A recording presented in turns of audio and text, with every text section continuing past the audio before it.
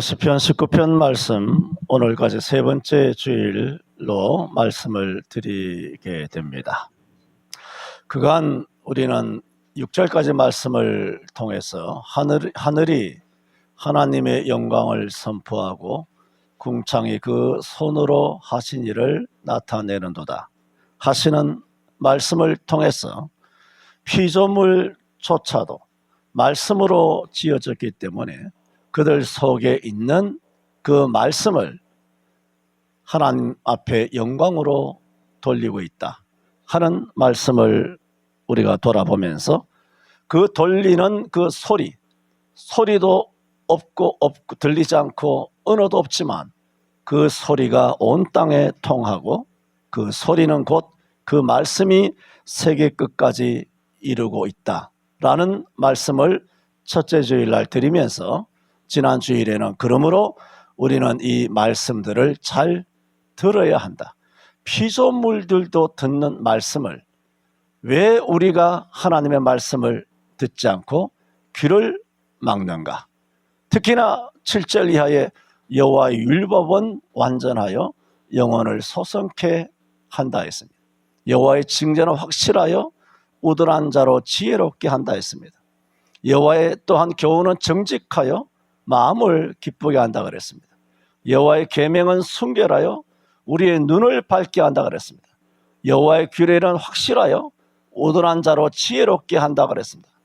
이런 지혜를 주고 영혼을 소성하게 하고 우리의 눈을 밝히는 하나님의 말씀이다. 우리 이 말씀을 잘 들어야 된다. 지난 주일에 말씀을 드렸습니다. 그러면서 마지막 시간이 부족했기 때문에 다 드리지 못하면서 이런 말씀을 듣지 못하게 하는 두 가지 마음의 상태가 있다. 오늘 그 말씀과 더불어서 한 두세 가지로 시간 되는 대로 말씀을 드림으로써 시편 19편 말씀을 마치고자 합니다. 오늘 이어서 먼저 드리고 싶은 말씀은 금방도 말씀드렸던 것처럼 성경에는 우리가 가져서는 안 되는 심령 두 가지를 딱 찍어서 말씀하고 있습니다. 하나는 강팍이고 하나는 완고입니다. 뭐 비슷하게 보이죠. 그런데 강팍과 완고라고 이렇게 두 가지 경우로 조금 세밀합니다만 두 가지 경우로 나누고 있지만 실상 그 밑에 깔고 있는 것은 뭐냐면은 교만이죠. 교만하면 강팍하게 되는 거고 교만하면 완고하게 되는 것입니다. 실제로는 교만인데 이것을 조금 더 구분해서 오늘 두 가지로 먼저 말씀을 드릴까 합니다. 성경에서 말씀하시는 것이라 말했습니다. 절대로 가져서는 안 되는 두 가지 마음의 상태. 우리가 마태 13장에서도 씨 뿌리는 비유에서도 땅이 네 가지 땅이 나오고 있지 않습니까? 뭐 길가도 있고 돌짝도 있고 가시밭도 있고 좋은 밭이 있는데 우리가 마땅히 가져서는 안 되는 마음의 밭 당연하지 않습니까? 거기는 세 가지로 비유되어 있죠. 길가와 같은 밭, 그런 마음의 밭을 갖고 있어서는 안 된다. 뭐 돌짝밭이라든가 가시덤불 이런 마음의 밭이 아니라 성경이 예수님께서 하시는 말씀 아닌가요? 거기서는 우리는 마음이 좋은 마음밭을 갖고 있어야 된다. 말씀하셨던 것처럼 우리가 가져서는 안 되는 그런 마음의 밭이 강팍한 것입니다. 강팍하다는 것은 아주 괴팍한 성격이 강하다는 겁니다. 괴팍한 거죠. 뭐 그리스도인들 중에 이런 사람은 드뭅니다. 어쨌든 간에 출애굽기 7장 13절에 보면은 여러분 모세가 바로 앞에서 한 가지 기적과 10가지 재앙, 쉽게 말하면 10가지 재앙, 뭐 피, 메뚜기, 뭐 이, 악질, 독종 이런 우박에서 흑암과 장자 재앙이 이르기까지 10가지 재앙을 하나님 앞에서 바로 앞에서 행하고 있지 않습니까? 출애굽기 7장 13절에도 이렇게 말했습니다. 모세가 바로 앞에서 이적을 행했지만은 성경이 뭐라고 말하냐면은 그러나 바로의 마음이 강팍하여 그들을 듣지 아니하니 여호와의 말씀과 같으라 그랬어요. 출애굽기에는 강팍이란 단어가 14번 나오는데 14번 중에 바로와 직결되는 것이 13번입니다. 딱 한 번만 애굽 사람들이 강팍하여. 그러니까 성경에서 강팍하다 그러면 여러분도 제일 먼저 떠오르는 인물이 있지 않습니까? 누굽니까? 가룟 유다? 아닙니다. 사울 왕? 아니에요. 그 뭐 불순종. 사울은 뭐 불순종의 대명사죠. 뭐 15장 22절에도 사무엘상에. 그런데 강팍 그러면 내남 없이 딱 떠오르는 인물이 있습니다. 그거는 뭐 아주 넘사벽이죠. 누굽니까? 바로 이거 정답 딱 나옵니다. 성경 퀴즈를 해도 강팍 바로 답이 딱 나오죠. 출애굽기에도 그만큼 강팍과 사울 왕과는 바로와는 직결되고 있습니다. 사울이 아니라 바로입니다. 알아서 들으시기 바랍니다. 그 바로와 직결되고 있습니다. 그래서 출애굽기에 보면은 바로의 마음을 강팍해 하고 바로의 마음이 강팍해 되어 바로의 마음이 강팍하여. 그래서 지금 말씀드리는 것은 결국은 어떻습니까? 강팍한 바로와 강팍한 애굽은 강팍의 결과는 망한다는 것입니다. 바로는 모세가 누굽니까? 우리 같은 이 시시떨렁한 그런 목사가 아니지 않습니까? 하나님의 사람이에요. 엄청난 하나님의 사람이에요. 나를 보고 살 자가 없다고 했는데 모세는 여호와를 직접 대면했지 않습니까? 어마어마한 분입니다. 그런 모세가 직접 자기한테 바로에게 말하고 바로를 경고하고 책망하고 뭐라고 하고 내 백성을 놓으라. 우리가 나가서 광야에서 3일길 가서 거기서 여호와께 제사를 드릴, 이거 1도 번 말한 게 아니잖아. 수도 없이 바로 앞에서 그렇게 네가 망할 것이다. 그렇게 말을 하면 어떻게 해야 될까요? 감상감해야 되잖아요. 감상감해야 되는 거 아닙니까? 그런데 바로는 끝까지 강팍하다가 망하게 되었습니다. 그래서 히브리서 4장 7절에도 히브리서에 넘어가서 오랜 후에 다윗의 글에 다시 어느 날을 정하여 오늘날이라고 미리 이같이 일렀으되 오늘날 너희가 그의 음성을 듣거든 너희 마음을 강팍해 말라. 그리고 첫 번째, 우리가 일생토록 가져서는 안 되는 것이 뭐냐? 강팍한 거예요. 그런데 주의하셔야 됩니다. 말씀 앞에 강팍입니다. 우리 사람 사이에는 강팍할 수도 있어요. 그러다 강팍하라, 강팍해도 괜찮다, 그 말씀이 아니라 사람은 될 수 있지만 사람이 그래서는 안 되지만 그렇게 되더라도 괜찮은 건 아니지만 말씀 앞에 강팍한 것과는 비교가 안 되죠.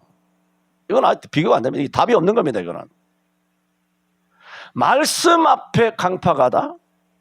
저도 70년을 살았지만 말씀 앞에 강팍한 적은 1도 없습니다. 하나님 앞에서도 자신 있게 말할 수 있습니다.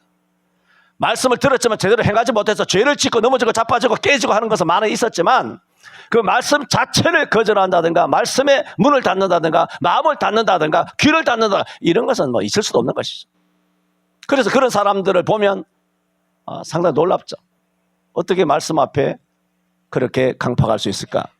믿음이 없고 믿음이 적고 그러면 그럴 수 있습니다만 어쨌든 간에 우리는 가져서는 안 되는 것은 뭐냐? 강팍한 마음이다. 우리 가운데는 없습니다만은 성경이 있으니까 말씀드립니다. 두 번째는 우리가 어떤 마음을 가져서는 안 되느냐? 완고해서는 안 됩니다. 이 완고하다는 것은 고집이 센 겁니다. 아까는 괴팍한 것이에요. 괴팍한 거. 괴팍하고 강하다는 거죠. 이거는 완고한 것은 뭐냐? 융통성. 그렇다 합리적으로 막 아무데나 가다가 그래 꼬다는 보리자루처럼 멋대로 그래 믹서를 해서 멋대로 합리화하라는 얘기가 아니라 완고라는 것은 융통성이 없고 그냥 고집이 센 것입니다. 사도행전 28장 27절 바울 사도가 로마 옥에 들어가서 투옥된 장면으로 사도행전을 마치고 있지 않습니까? 땅끝까지 이르러 내 증인이 되리라. 1장 8절에 예루살렘과 유다와 사마리아 땅끝, 그 로마잖아 그 당시에. 그러므로 그 영적인 의미는 뭐냐? 도저히 복음으로 깰 수 없는 불가능한 그 어떤 지경, 그 로마잖아요. 그 당시에는 그게 땅끝이죠. 한 40년도 넘었습니다만은 내가 23살, 22살 이럴 때는 그 당시에 땅끝은 뭐였느냐? 소련이 넘어져서 러시아가 되기도 전에 동구권에 루마니아, 폴란드, 알바니아, 체코슬로바키아, 불가리아 이런 모든 동구 공산권이 그대로 존재해 있었던 그 시기에 우리 선교를 꿈꿨던 그 당시에 1980년도 세계 복음화 그런 대성회 같은 데서 그때 땅끝은 뭐였느냐? 이 복음이 도저히 들어갈 수 없는 철의 장막, 죽의 장막, 중공과 북한이 바로 뭐냐? 땅끝인 거예요.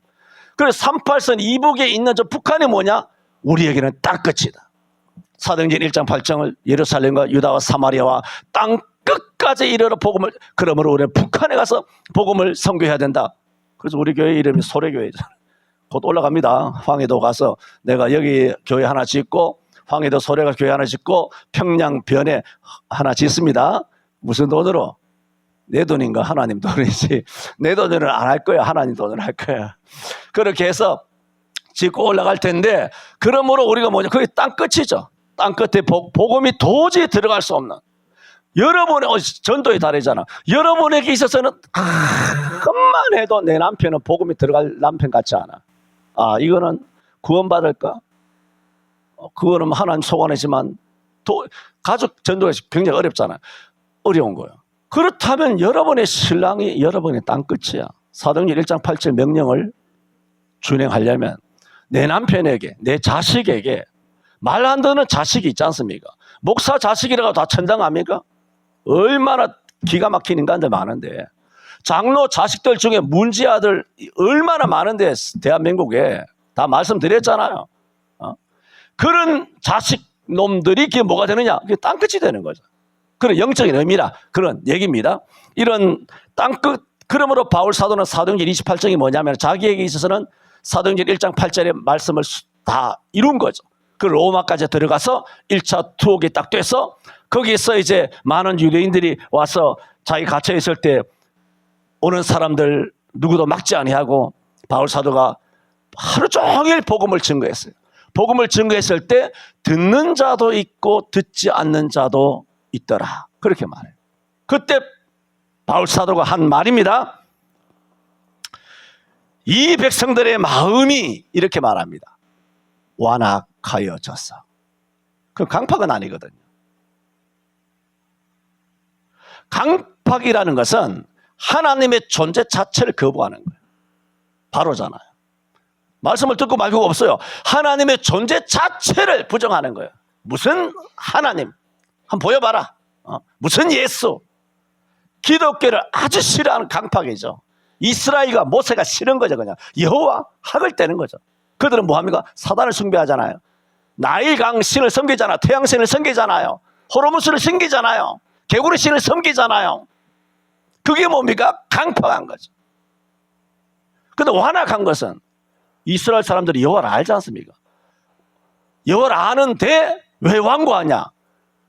바울이 전하는 말은 싫은 거예요. 강팍은 하나님에 대한 거예요.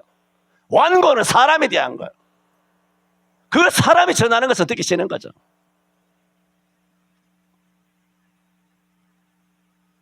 내 스타일이 아닌 거예요. 그래서 이 백성의 마음이 완악하여져서 그 귀로는 둔하게 듣고 그 눈은 감았으니 이는 눈으로 보고 귀로 듣고 마음으로 깨달아 돌아와서 고침을 받을까 함이라. 고침받기도 싫어한다는 거예요. 아예 뭐 이렇게 하면 복 받는다, 이렇게 바로 살아야 된다, 듣기 싫은 거죠. 복 안 받아도 좋아. 뭐 형통하지 않아도 돼. 병 고침 안 받아도 돼. 그냥 싫어. 그냥. 그게 뭘까요? 완고한 거죠. 그러므로 교회 안에는, 적어도 교회 안에는 강팍한 존재는 없습니다. 그러나 교회 안에는 뭐냐? 완고한 사람은 수두룩합니다. 대부분이 완고하죠. 대부분. 듣기 싫은 거죠. 요한복음 12장 40절에서도 예수님은 많은 표적을 행하셨지 않습니까? 그런데 유대인이 믿지 않자 주님도 똑같은 말씀을 하십니다. 저희 눈을 멀게 하시고 저희 마음을 완고하게 하셨으니. 그랬어요. 예수님의 복음을 전하는 대로 안 듣는 겁니다.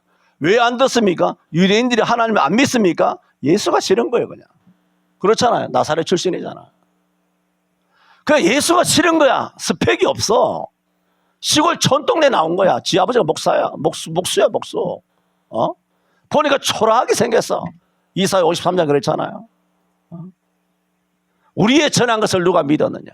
여호와의 팔이 누구에게 나타났느냐? 그는 주 앞에서 자라나기를 연한 순 같고 마른 땅에서 나온 줄기.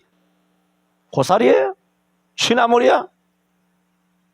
줄기 같아서 고운 모양도 없고 아름다운 풍채도 없다 그랬어요. 우리도 그를 볼 때 귀히 여기지 않았다. 아이, 좀 세련된 데 가자. 좀 화려한데. 내 스타일 아니야. 저 목사는 내 스타일이 아니야. 예수님이 바울이 복음을 전해도 듣지 않고, 유대인들입니다. 예수님이 얼마나 많은 능력을 행하셨습니까? 예수님이 직접 많은 표적으로 저에게 행했으나 유대인들이 믿지 아니한지라 저희 눈을 멀게 하시고, 하나님이 그러셨다는 겁니다. 저희 마음을 완고하게 하셨다. 완고하죠. 마태복음 13장 아까도 말씀드렸습니다만, 씨 뿌리는 비유에서 길가나 돌밭이나 가시떨기 같은 마음밭에 말씀의 씨가 떨어진 상태를 그때 마태복음 13장에는 이렇게 말합니다. 이 백성들의 마음이 완악하여졌어. 그 귀로는 듣기에 둔하고 눈은 감았으니 이는 여호와의 말씀을 눈으로 보고 귀로 듣고 마음으로 깨달아 돌이켜 나에게 고침받을까 두려워하나니. 자주 말씀드렸지 않습니까? 현대 교인들은 은혜 받는 것을 겁을 냅니다. 은혜 받을까 봐 겁을 내는 거예요. 은혜 받으면 돈 내놓으라 할까 봐. 은혜 받으면 사생활 없고 교회에서 부를까 봐. 은혜 받으면 교회에 종로를 할까 봐. 정말 싫다. 첫 번째 말씀드렸습니다. 여러분이 싫다는 얘기 아니고 정말 싫다, 싫어. 그냥 가라. 네 길 가라, 가고 싶은 대로. 그런 그리스도인들이 교회 안에 수두룩하다, 그 얘기입니다. 첫 번째 말씀을 드렸죠. 우리가 성경에서 절대로 가져서는 안 되는 심령 두 가지. 하나는 대신 강팍, 두 번째 대인 관계에 있어서의 완고. 우리는 주의해야 합니다. 두 번째로, 오늘 두 번째입니다. 그러므로 우리는 하나님의 말씀을 잘 들어야 되는데, 왜냐하면 우리를 구원에 이르게 하는 것은 성경밖에 없기 때문입니다. 교회 아닙니다.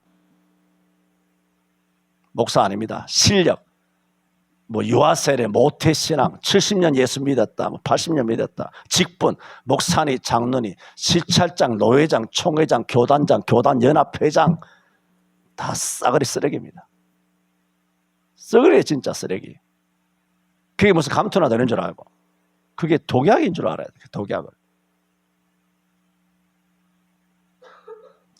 요한복음 5장 39절에 여러분 전에 한번 암송하라 했나요? 암송하라 안 해도 여러분 아는 거 아닙니까? 너희가 성경에서 영생을 얻는 줄 생각하고 성경을 상고하거니와. 이 성경이 곧 내게, 예수님이 하신 말씀이죠. 내게 대하여 한 말이라 그랬어요. 너희가 성경에서 영생을 얻는 줄 생각하고 라고 말하면서 이 성경이 뭐라고 그랬습니까? 곧 내게 대하여 증거하는 것이로다 그랬어요. 그러므로 영생이 누구란 얘기입니까? 예수란 얘기. 그 예수가 영생이요, 예수가 생명이라는 것을 하늘 아래 하나님이 주신 유일한 책이 뭐냐? 성경이라는 거죠. 성경이 우리에게 구원을 주는 거죠. 여러분 우리 예수 믿잖아요. 잘 믿으시잖아요. 그 잘 믿는 것은 성경에서 나온 거예요. 100의 100. 나의 모든 신앙 중에 무슨 신앙이 있다라면 100의 100은 전부 다 성경에서 나온 거죠. 책에서 나온 거 아닙니다. 인문학이나 자연과학이나 그런 책에서 나온 거 아니에요. 하나도 다 쓰레기들이죠. 오직 유일한 책은 성경밖에 없어요. 그러므로 이 성경만이 뭐냐? 우리에게 구원을 주기 때문에 이 성경 말씀을 잘 들어야 돼요. 지난주에도 말씀드렸죠. 믿음은 들음, 그리고 전파하는 말씀, 로마서 10장을 통해 말씀드렸지 않습니까? 전파하는 말씀, 전파될 때 잘 들어야 한다 하는 말씀입니다. 우리를 신앙으로 인도할 수 있는 유일한 것이 성경밖에 없기 때문입니다. 같은 말이지만 다시 한번 반복해서 드린다면, 우리가 예수 믿고 구원을 받았잖아요. 예수 믿고 구원을 받은 그 구원을 받는 그 구원은 믿음으로 구원을 받았는데, 그 믿음이 어디서 나왔느냐? 성경에서 나온 거예요. 내가 주의하셔야 돼요. 항상 뭐 그렇게 말씀드렸습니다만, 내가 믿었기 때문에 구원받은 것이 아니고 그 믿음이 성경에서 나왔기 때문에 그 믿음이 구원을 받은 거예요. 이 성경이라고 하는 가장 근본적이고 가장 본질적인 것을 자꾸 놓치기 때문에 내가 믿음으로 구원받고, 믿음으로 기도하여 능력받고, 믿음으로 은사받고, 믿음으로 권능을 받고, 신비를 체험하고, 그 자기가 드러나는 거죠. 성경은 이퀄 예수인데, 예수는 어디 간지 없고, 내가 기도하고 땀 흘리고, 내가 뭐 열심히 헌신하고, 내가 충성하고 60년 70년 하나님을 위하여 예배하고, 주일도 한 번도 안 빠지고, 그것이 공로가 된다면, 공로가 되는 순간은 독약입니다.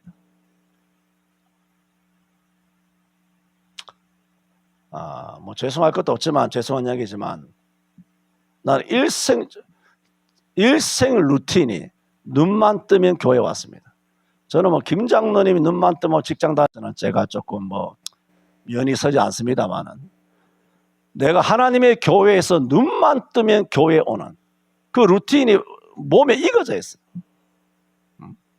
그렇게 일생 그것을 열심인지도 모르고 충성인지도 모르고 그렇게 일생을 내가 20살 때부터 그걸 살아왔는데, 어마어마하게 역사할 때도 많았고 충성할 때도 많았던 것 같은데, 한 번도 상대적인 우월감이나 한 번도 공로심을 가져본 적이 없어요. 전에도 말씀드렸지 않습니까? 교역자들이 한 10명 됩니다. 내가 교역전도사 때도 교역전도사 4-5명 되죠. 여전도사 2-3명 되죠. 부목사 있죠. 강도사 있죠. 담임목사 있죠. 내가 전에도 말씀드렸잖아요. 제일 미운 사람이 누구냐면, 그런 사람 잘 못 보긴 했습니다만은 교역자인데 나한테 교역자인데 기도를 안 해요. 그걸 미워요. 그런데 같은 전도사, 난 중등부, 뭐 고등부, 청년부 이렇게 전도사로 있지만은 그 암흑의 전도사님이 올라가서 설교를 해서 은혜를 끼치는 거예요. 내가 들어보면 알거든. 은혜가 된다. 그러면 나는 중심으로 칭찬해. 주를 위하여 잘하면 중심으로 칭찬해. 그런데 못하면 미운 거야. 그냥 열심히 안 살면 미운 거야.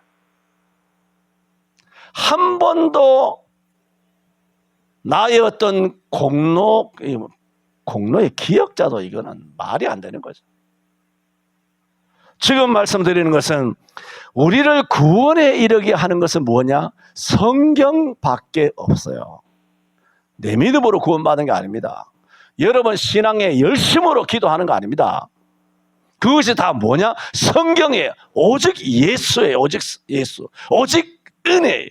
그러므로 오직 여호와께만 영광이 돌아가기 위해서 자동적으로 영광을 돌리세요. 필요 없어요. 그 자동적으로 대류가 돼요. 순환이 돼요. 자동 케이스로 그냥 하나님께 영광이 딱 돌아가게 돼요. 자기 영광 절대로 안 되게 돼요. 본능적으로. 영적으로 그렇게 되게 돼 있어요. 그게 안 된다? 눈에 보이잖아. 응? 네, 지난번에 말씀드렸죠. 내게 주신 여러 가지 은사가 있지만 그 중에 하나가 뭐냐? 영이 맑은 거예요. 이 목사가 강단에서 세게 설교할 때가 있지 않습니까? 그건 뭔지 아십니까? 여러분이 들으라고 하는 얘기고, 여러분이 고쳐야 되는 것이고, 회개해야 되는 것이기 때문에 말씀을 전하지만은, 그거보다 더 본질적 핵심인 것은 여러분의 심령 속에, 우리 교회에 떠돌아다니는 이 공기 중에 있는 악령을 책망하여 물러가라 하는 거죠. 영을 맑게 하기 위하여 이 말씀으로 깨끗하게 하는 거예요. 말씀으로. 예배당 공간을 깨끗하게 한단 말이에요. 여러분들 기도할 때 주의 안방, 건너방, 작은 방, 거실, 화장실, 주여 우리 가정에 있는 이 공기를 맑게 하여 주시옵소서. 그렇게 목사가 설교를 한단 말이에요.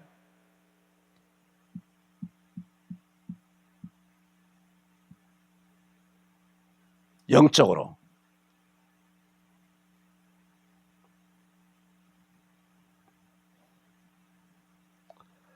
우리는 여호와의 율법은 영혼을 완전케 합니다. 소성케 합니다.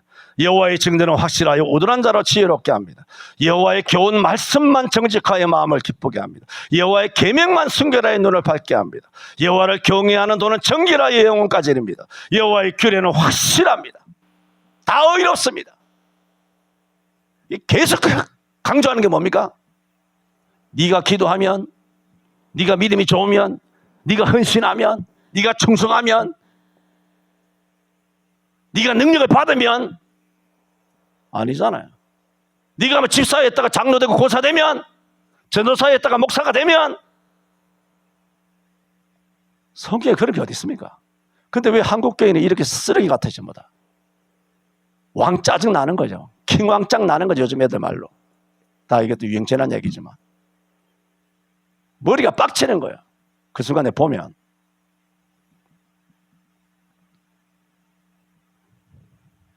나는 영이 굉장히 맑기 때문에 공기까지도 압니다. 내가 공기가 흐른다 그러잖아, 공기가. 우리가 말은 공기가 있으니까 말이 전달되지, 무중력 상태 대기권 안에는 산소가 없기 때문에 말이 전달이 안 돼요. 말할 수도 없지만 공기가 있으니까 말이 가는 거 아닙니까? 소리가 가는 거 아닙니까? 왜? 소리의 진동을 통하여 여러분 들리는 거 아닙니까? 그래, 세 번째 드리는 말씀이에요. 지금까지 드린 말씀은 우리가 어떻게 해야 된다? 말씀을 잘 들어야 된다. 왜? 하나님의 말씀만 우리의 구원을 주기 때문이다. 세 번째는 뭐냐? 우리가 욕이 아닙니다. 말을 하나 둘 셋 하나 둘 셋. 중국 놈들이 이렇게 펼친다 그러잖아. 빨갱이들이 이렇게.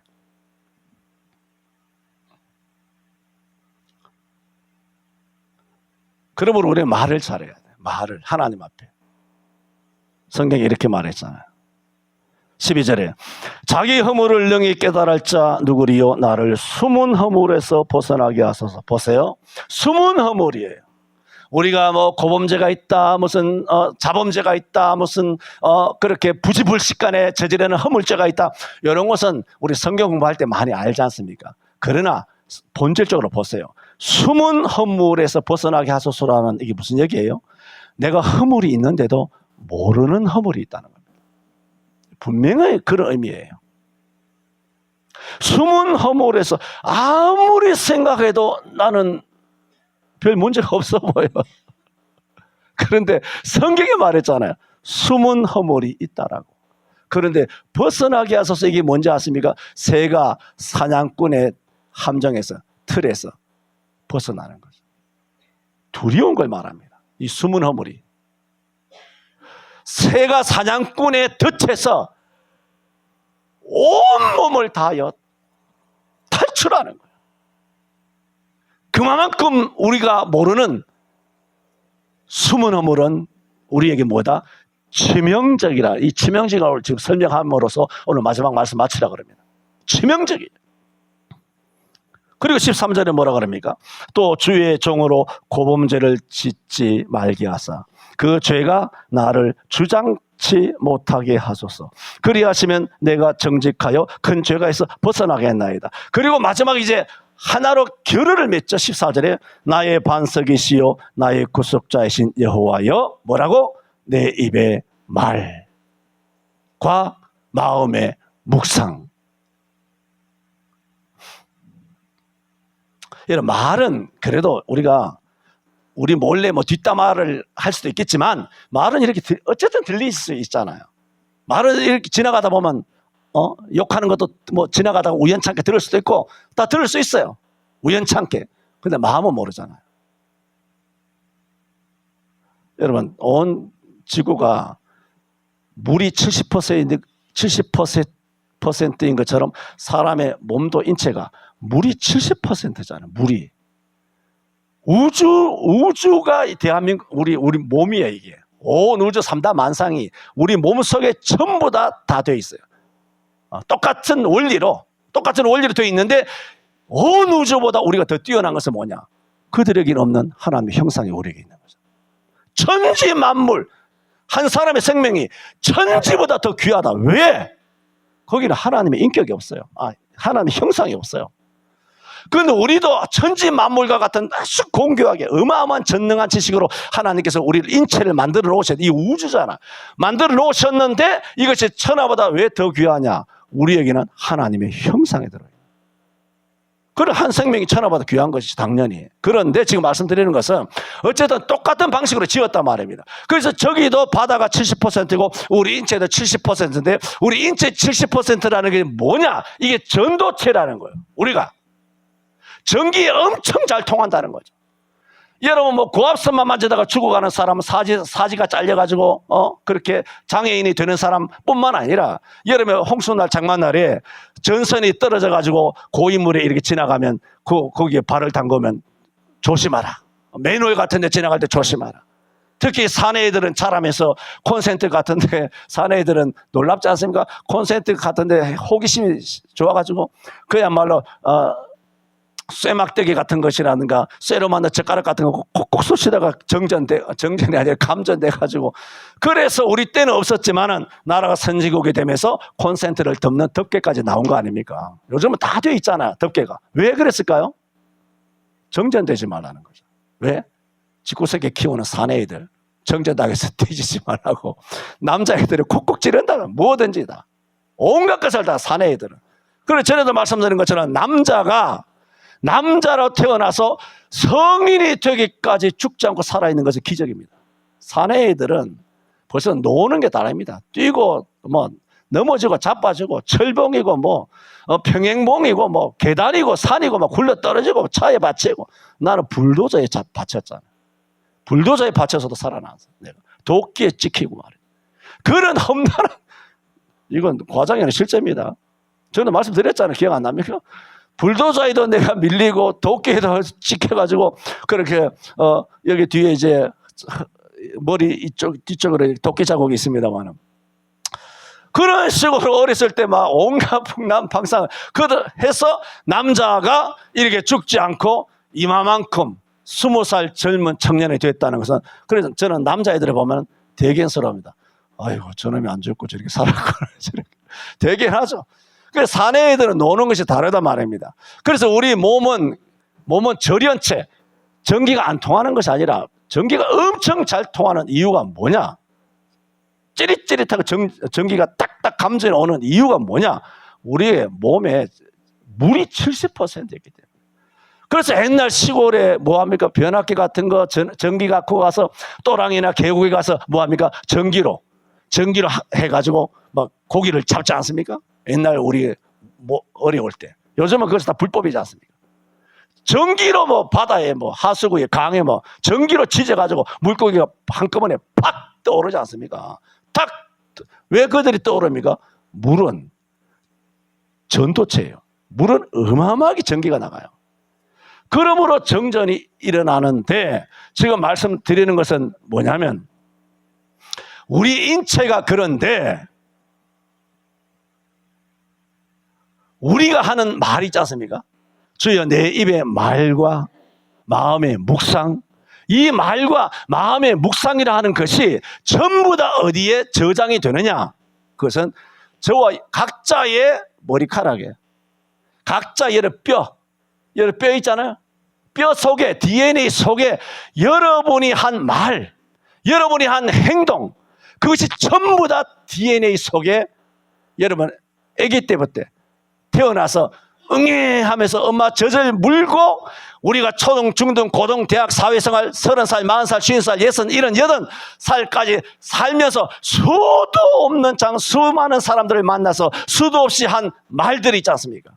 내가 수도 없이 말하잖아. 지금 주일날 수도 없이 말하잖아. 수도 없이 말하면서도 여러분이 전에 말씀드렸죠. 뭐라 말했냐? 왜 이 조그마한 교회에서 왜 조그마한 성도를 모아놓고 목사님 그렇게 고함을 지르시 왜 설교를 하느냐? 아까도 말한 것처럼 영을 깨끗하게 하는 목적이 있지만 또 하나의 목적이 뭐다? 하나님의 말씀. 바울도 말했지 않습니까? 디모데전서 2장인가 후서 2장인가. 나는 옥에 메인바 되었으나 하나님의 말씀은 매이지 아니하니라. 이 말씀은 살아있거든요. 이 말씀은 진동을 준다고. 내 말이 아니라 전능하신 하나님 말씀이잖아. 전능하신 하나님을 외쳐놓으면 대한민국을 일거에 척결하고 대한민국을 새롭게 하여 주실 줄로 믿습니다. 그것을 내가 지금 타임라인을 지금 대한민국이 어떻게 벌어지고 있느냐, 어떻게 윤석열이가 말한 일거에 척결되느냐, 그런 디테일한 타임라인이 있는데 그걸 내가 다 정리를 했어요. A4 용지로 막 대여섯 장 워드 해가지고 어제도 밤 11시까지 그 작업을 해가지고 그 설교 시간에 그걸 못 하잖아요. 지금 말씀 전하기도 바쁜데 그걸 못 해.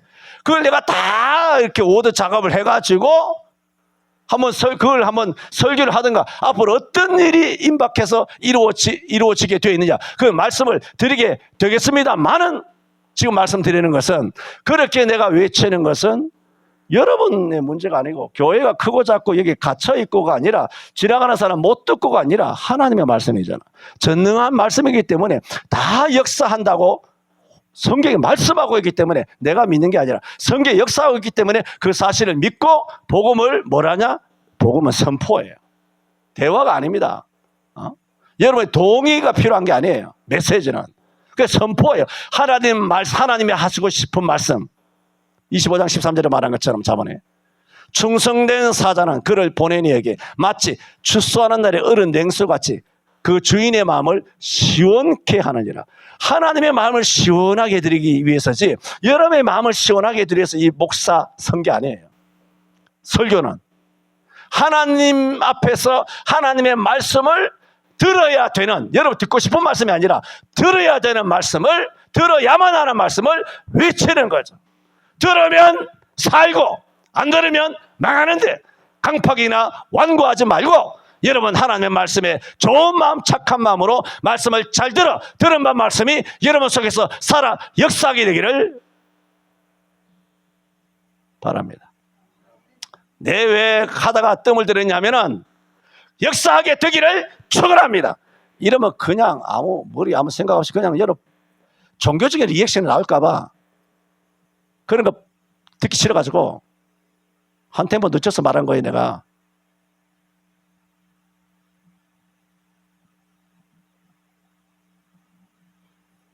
축원함에 대해서 아멘하면 뭐 서로 좋겠지 뭐. 아멘 뭐 적선하듯이 주거니 받거니 누이 좋고 매부 좋고 뭐 또랑씩 가져 잡고 뭐.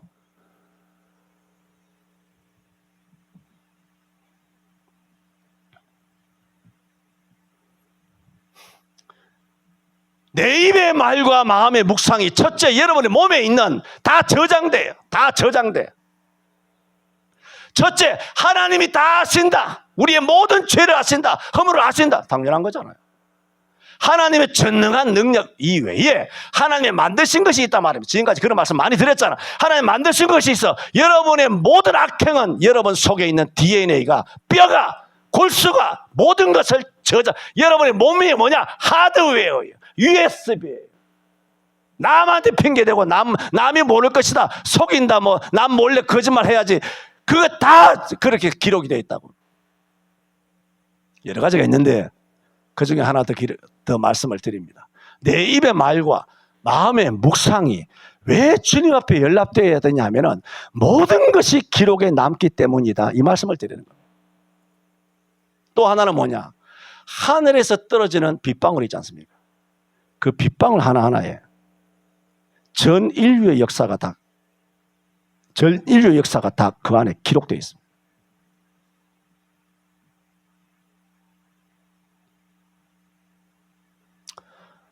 여러분 질량에너지 보존의 법칙이라고 연력학 제1법칙에 대해서 뭐 지난번에 내가 말씀드렸어가 아니라 우리 중학교 때만 물상, 고등학교 때 물리 하면 기본적으로 배우는 거잖아요. 그러므로 무슨 이산화탄소 증감 탄소 배출 저감 탄소가 더 많이 이렇게 나오게 되면 지구 온난화가 이거는요 미치지 않으면 이런 말을 못 합니다. 질량의 에너지 보존의 법칙이라고 과학의 아주 기본이 뭐냐 하면 질량이든 에너지든 더 늘지도 감하지도 않아요. 하나님이 보시기에 좋았다라 했을 때 그 총량 그대로 이산화탄소는 더 늘지도 않고 줄지도 않아요. 여러분이 아무리 집구석에 여러분은 연탄을 떼면 옛날 일산화탄소 때문에 연탄가스 걸려서 죽는 경우 있지 않습니까? 그런 것은 여러분의 아궁이에 불을 잘못 떼가지고 일산화탄소가 여러분의 집에 들어가서 여러분이 죽은 거예요. 그러나 온 우주로 보면 일산화탄소, 연탄을 불을 뗀다고 일산화탄소가 더 많아지는 게 아니에요. 이산화탄소가 늘어나는 게 아니라고. 석유를 떼든 가스를 떼든 나무를 떼든 석유를 떼든 원유를 떼든 휘발유를 떼든 간에 이산화탄소가 늘어나지 않아요. 김은혜 집사는 맞죠? 넌 전공이 뭐냐? 이과냐? 그럼 잘 알겠네, 이과는. 나는 문과 아니냐, 문과. 그럼 웃기는 거 아닙니까? 이산화탄소가 어떻게 더 늘어납니까? 2000년 세계사의 그래프가 있어요. 이산화탄소가 늘어날 때가 있고 조금 줄 때가 있었어요. 그러나 결국은 원위치로 돌아와요. 탄성이 있다, 탄력이. 지금은 자동차 있지, 뭐 비행기 있지, 뭐 기차가 있지, 뭐 원자력대지, 석탄대지, 화력대지, 뭐 수력 발전이 있지. 얼마나 에너지가 많이 돌아다닙니까? 이때보다 기원전 AD 1세기 경우에 그때는 뭐 마차 타고 다니잖아. 소똥, 말똥, 뭐 사람 걸어 다니잖아. 보침 사고 다니잖아. 맨날 걸어 다니잖아. 이산화탄소가 발생할 리가 없었던 AD 1세기 경에 훨씬 이산화탄소가 우주에, 이 지구에 훨씬 이렇게 그래프를 높게 그래요. 에? 지금보다. 그러니까 지금 나오는 것은 희대의 거짓말. 지금 뭐 이번에 뭐 이란 전쟁하는 것도 뭐 내가 말씀드리잖아. 다 그 거짓말이라고. 싹 다 거짓말이라고. 트럼프의 의도가 있는데 그걸 몰라요. 알 수가 없죠. 뉴스에 나오는 것은 새빨간 거짓말이라는 사실만 알면 되고, 시간 되면 언젠가 그 말씀을 다음 주일이나 그 다음 주일날 말씀을 드리게 되겠습니다만은, 그러므로 지금 모든 하늘에서 떨어지는 빗방울이 뭐냐, 지금 말씀드리는 것은 빗물조차도 물이잖아. 물, 빗물이잖아. 물, 이 대류되잖아. 태평양이든 강이든 호수든 우리 집에서 나가던 하수구든 수도물이든 간에 이 물이 전부 다 증발돼서 하늘에 올라가서 구름이 되었다가 수증기가 돼서 비로 내려와서 그 비로 우리에게 내려오는 거 아닙니까? 하나는 새롭게 만드는 게 아니에요. 태평양에 있는 물이든 인도양에 있는 바다든 대서양에 있든 카스피어에 있든 무슨 물이든 간에 이 물은 어떻게 됩니까? 다 섞이는 거죠. 다 대류되잖아요. 대한민국에서 올라간 수증기가 올라가서 대류를 타고 저쪽으로 가면 미국에서 비로 내린 거고, 그것이 온 인류에 똑같은 비가 내려와요. 똑같은 비가. 그런데 비의 양이 뭐냐? 바다 양이 뭐냐? 지구 안에 하나님이 만드셨던 물의 양이 뭐냐? 보존되어 있어요. 완벽하게 보존되어 있어요. 이 비는, 물은. 그런데 지금 말씀드리는 것은 완벽하게 보존되어 있는 총량이 똑같단 말입니다. 한 방울도 더 늘지 않았어요. 똑같아요, 물의 양은. 그런데 물의 양이 똑같다는 것이 무슨 뜻인지 아십니까? 이 똑같은 물의 양이 노아 시대 때도 있었다는 겁니다. 아브라함도 내가 세수하는 물로 세수했다는 거예요. 뭔 얘기인지 아세요? 아브라함도 내가 밥 짓는 물로 밥을 했다는 거죠. 내가 했는 물로 안 했을 수는 있지만 똑같은 물의 양이에요. 했을 수도 있고 안 했을 수도 있죠. 안 했을 확률이 크겠죠. 화장실을 내리든 샤워를 하든 물을 마시든 배수가 되었든, 아니 빨래를 했든, 아니 목욕을 했든, 나일강에 몸을 씻었든, 유프라테스강, 티그리스강, 그와 같은 동네에서부터 자라서 아브라함이 가나안 땅에 올 때까지 시내가에서 물을 마셨든, 염소들이 물을 마셨든, 양을 치고 말들이 마셨든 간에 그 모든 물은 뭐냐? 똑같은 물이에요. 하나님이 천지를 창조하실 때 창세기 1장에서 만드신 물이에요. 그런 모든 물, 말하자면 좀 강조한다면 아브라함에게 떨어진 빗방울을 내가 어제 비 왔나? 내가 그 빗방울 맞은 거예요. 이거는 과학적으로 정확한 말입니다. 아브라함이 맞은 세수한 그 물로 내가 오늘 아침에 화장실에 들어가서 이렇게 욕조에 물을 담아가지고 세면대에 물을 담아서 양치하고 컵 그렇게 세수하고 똑같은 물이에요. 아닐 수도 있지만 길 수도 있어요. 그 모든 우리 인체에 물이 묻지 않습니까? 비가 오지 않습니까? 샤워하지 않습니까? 이 물이 뭐냐 하십니까? 우리의 모든 DNA를 기억하고 있어요. 우리의 모든 이 물방울 하나하나가 우리의 모든 마음의 생각과 말과 우리의 생각을 다 뭐 하느냐? 그걸 다 정보를 획득합니다. 이런 것들이 바다에 모여서 바다 5대양 6대지에 모이지 않습니까? 모이면 여러분 컴퓨터에 들어가면 하드웨어, 여러분이 모든 검색한 거 있죠. IP 주소라고. 여러분 검색한 무엇이든지 간에 386 나왔을 때부터 지금까지 여러분이 컴퓨터 키보드에 얹어서 무엇을 딱딱 두드렸던 간에 그것은 다 주소가 남아요. 컴퓨터만 이야기해도. 그리고 전 세계에서 피해갈 수 없어요. 그것이 정보가. 말하자면 이런 엄청난 정보를 나의 정보를 갖고 있는 물방울이 흘러서 하수구로 강으로 바다로 해서 바다로 가지 않습니까? 바다에 딱 들어가는 순간 어떻게 되나요? 한 방울이 섞여서 바다에 들어가면 태평양이 어마어마하지 않습니까? 그 어마어마한 곳에 이 조그마한 방울 하나에서 들어간 모든 정보가 태평양 전체 바다에 일순간 모든 정보가 공유됩니다. 아, 목사님 뭐 저는 이상한 소리 하신다.